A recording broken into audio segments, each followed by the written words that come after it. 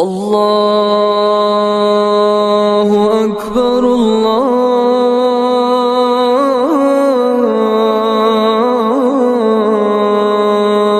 اکبر۔ السلام علیکم ورحمۃ اللہ وبرکاتہ۔ آج ہم گھرانے نبوت کے بابرکت ماحول کی ایک روحانی جھلک دیکھیں گے، جہاں بیٹیوں پر شفقت پدری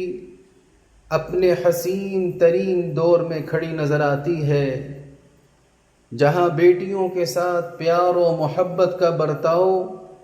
رہتی دنیا تک کے لیے قابل مثال بن جاتا ہے۔ سامعین کرام، یہ شفیقانہ و رحیمانہ تعلق جناب نبی کریم صلی اللہ علیہ وسلم کا اپنی 4 عزیز ازجان پاکیزہ و فرما بردار صاحبزادیوں کے ساتھ تھا، جو اللہ تعالیٰ نے انہیں ام المؤمنین سیدہ خدیجہ رضی اللہ عنہا سے عطا فرمائی تھیں۔ نبی کریم صلی اللہ علیہ وسلم نے ان دختران عزیز کی پیدائش پر خوشی کا اظہار فرمایا، خالق وہاب کی اس عنایت پر شکر بجا لایا اور اپنی پیاری صاحبزادیوں کے لیے اعلیٰ اور خوبصورت ناموں کا انتخاب فرمایا۔ چنانچہ زینب کا مطلب ہے خوبصورت منظر اور عمدہ خوشبو والا پاکیزہ درخت، رقیہ کا مطلب ہے بلند مرتبہ و رفعت والی، ام کلثوم کا مطلب ہے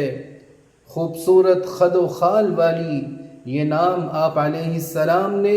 ان کی صحت و عافیت کی نیک فالی کے پیش نظر رکھا،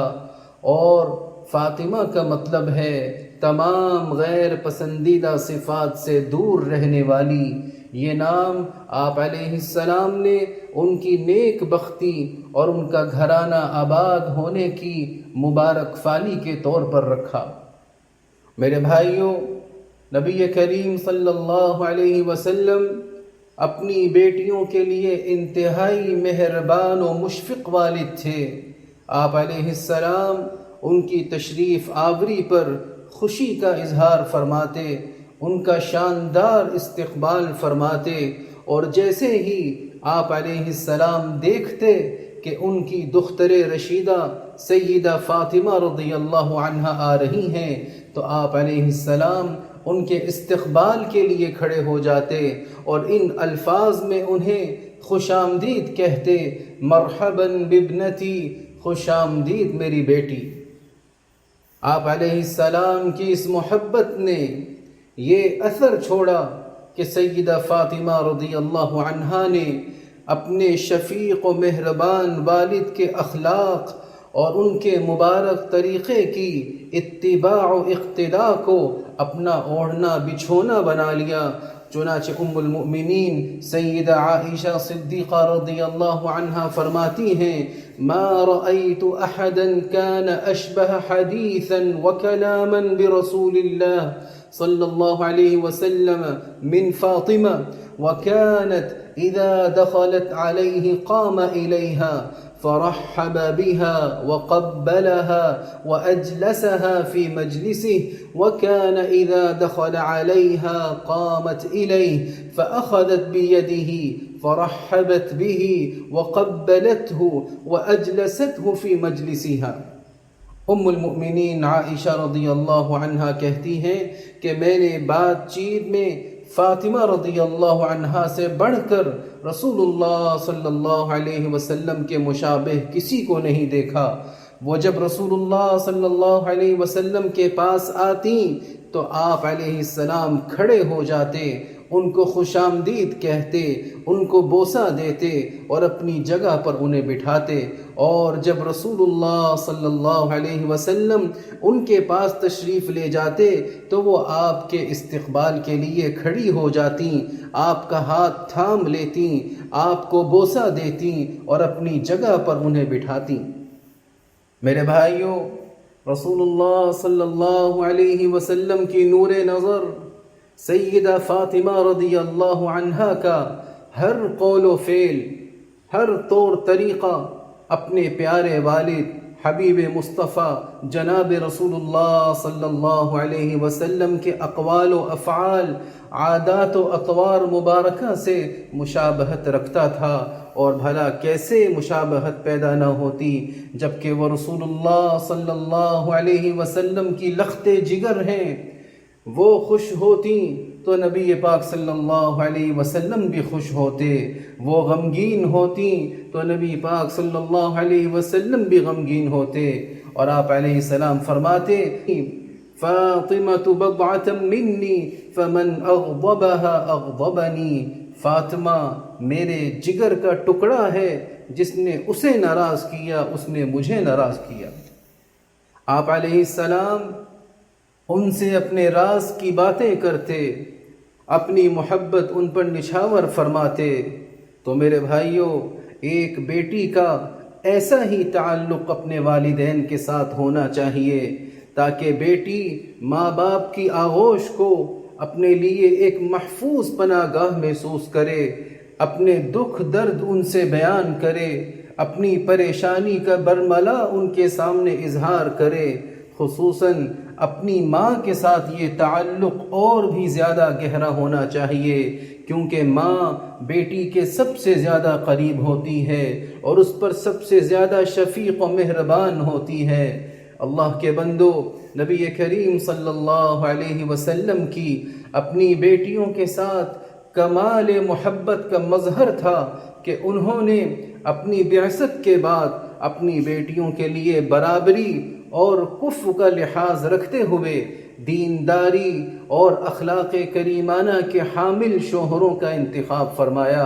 آپ علیہ السلام کا ارشاد ہے اذا خطب الیکم من ترضون دینہ وخلقہ فزوجوہ الا تفعلوا تکن فتنة فی الارض وفساد عریض۔ جب تمہیں کوئی ایسا شخص شادی کا پیغام دے جس کی دینداری اور اخلاق سے تمہیں اطمینان ہو تو اس سے شادی کر دو، اگر ایسا نہیں کرو گے تو زمین میں فتنہ اور فساد عظیم برپا ہوگا۔ آپ علیہ السلام کے اس ارشاد گرامی میں ہمارے لیے یہ درس ہے کہ بیٹیوں کی شادی میں آسانی پیدا کرنا بڑی فضیلت اور نیک نامی کی بات ہے، اور ان کو شادی سے روکے رکھنا بڑی خطاؤں میں سے ہے۔ سامعین کرام، آپ علیہ السلام کا اپنی صاحبزادیوں کے ساتھ کریمانہ برتاؤ کا ایک عظیم مظہر یہ بھی ہے کہ آپ علیہ السلام نے ان کی شادیوں کے بعد ان سے رابطہ منقطع نہ فرمایا، بلکہ مسلسل ان کی خبر گیری فرماتے رہے، ان سے ملنے تشریف لے جاتے رہے، ان کے بچوں سے محبت کرتے، ان کے شوہروں کی عزت و تکریم فرماتے، ان کے مابین صلح کرواتے تاکہ وہ خوشحال اور محبت بھری زندگی گزار سکیں۔ چنانچہ حدیث شریف میں آتا ہے جاء یوما بیت فاطمہ فلم یجد علی فقال این ابن عمک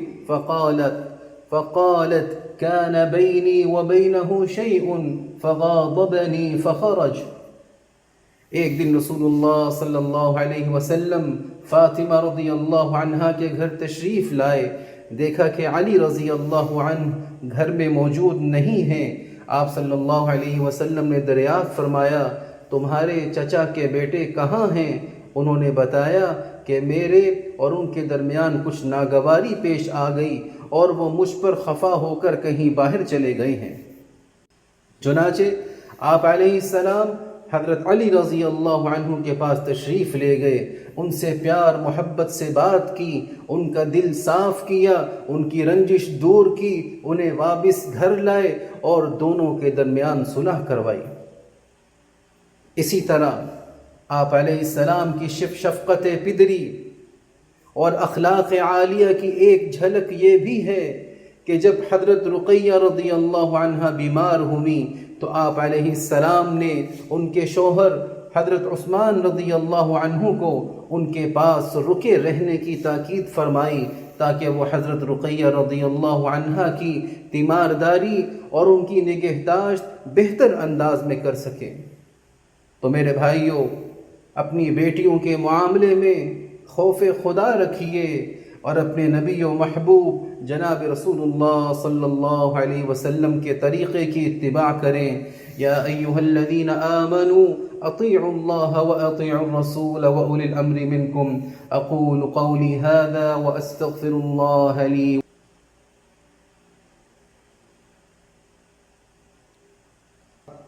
رسول اللہ صلی اللہ علیہ وسلم کی اقتداء کرنے والوں،